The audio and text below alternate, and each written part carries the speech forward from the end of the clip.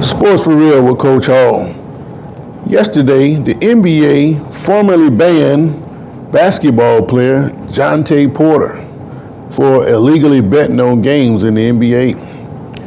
Not only was he accused of betting on games in the NBA, he was passing out information about his own personal performance before the action took place. Back in March, he's accused of playing sick on a specific game and only playing a certain amount of time, and it was done under the guise of trying to fix the odds in a way that it would affect the line for his team. Unfortunately for him, it didn't work out like he thought it would, and his team didn't cover the bet, but information was leaked that he was doing these kind of things. An investigation was launched. He wasn't allowed to play any more games, and it has led to the fact that he is now being permanently banned from the NBA. So you ask, if you're betting on games, what was the upside? Well, it comes to find out that the possible winnings that he could have made from the bets that he made would have been $76,000. He actually won $22,000. And here's where the misconceptions take place. It has been reported that he had a $2.4 million contract and he blew it all away for $22,000. Well, that's only partially true. Porter, he's under or was under what they call a two-way contract. That means he's available to both the NBA team, the Raptors, and their G League team, the Raptors. So he can go back and forth. First, I ever heard of this, but when you do this, what you're on the line. They want you, but you're not quite good enough. So we're going to play you when we can, and then we're going to send you down to develop the rest of the time.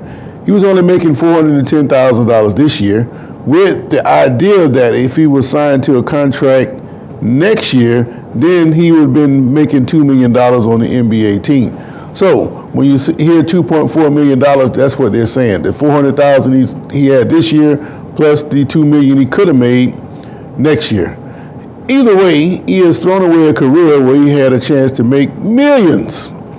You know, the average bench warmer in the NBA is making about $10 million a year. So you figure if he's good enough to stick, then he's going to make a whole lot of money. But now he has thrown it all away with this $22,000 he made. Now I understand how betting is. You know, I'm not a gambler, but I will play the lottery style games. You know, not the major games like the big lottos and the Powerballs.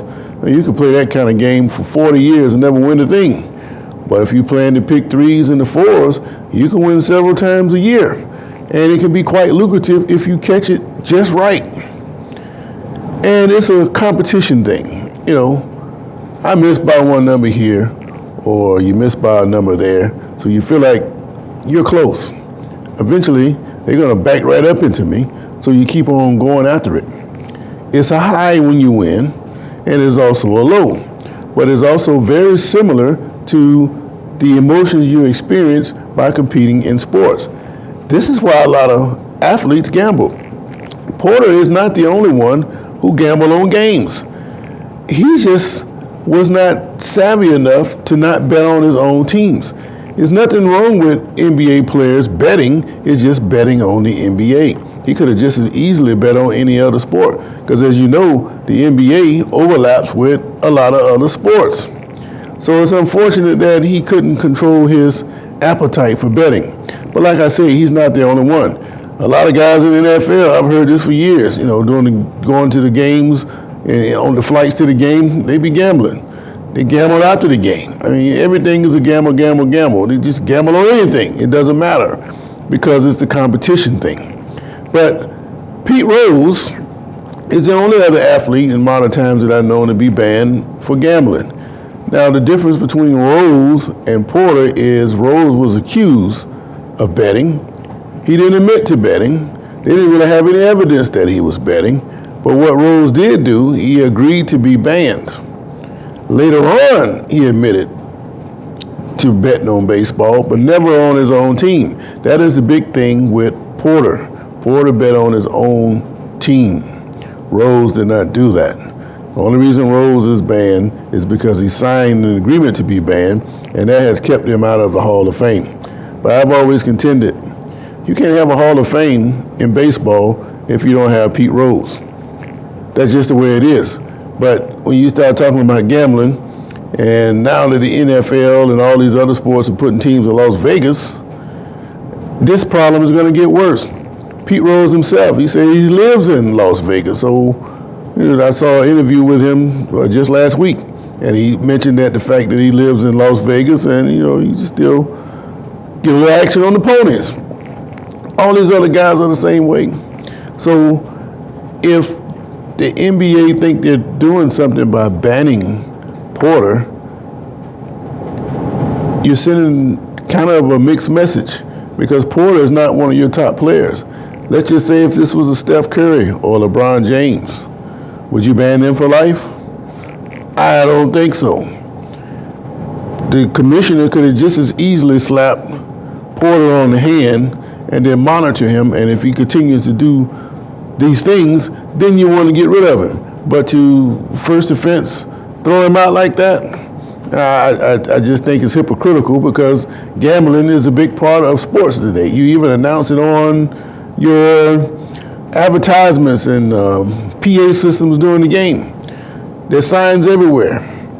They're being promoted by institutions like the Florida Lottery and other places. Gambling everywhere. Hard Rock Casino. Gambling is everywhere. So I don't see the point of kicking this guy out of the sport. No, he can't play in the NBA, but he can go somewhere else and play. Maybe the NBA can reach out to other leagues, maybe over in Europe, to try to prevent this guy from playing elsewhere. But I just don't see the upside to kicking this guy out of the league.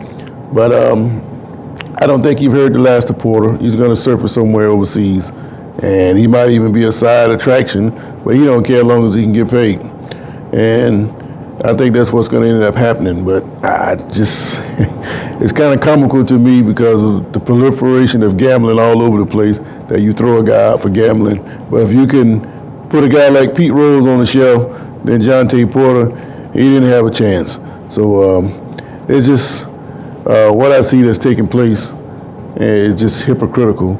And I'd like to see that maybe this guy can appeal this decision and get another shot. But who's going to really trust him? But then the same guys that be pointing fingers at him, they doing the same thing. They just hadn't got caught yet. So mark my words, one of these days, some big name athlete is going to get caught betting on this sport, and then these leagues going to have to show their real hand. So let's see what happens next. This has been Sports for Real.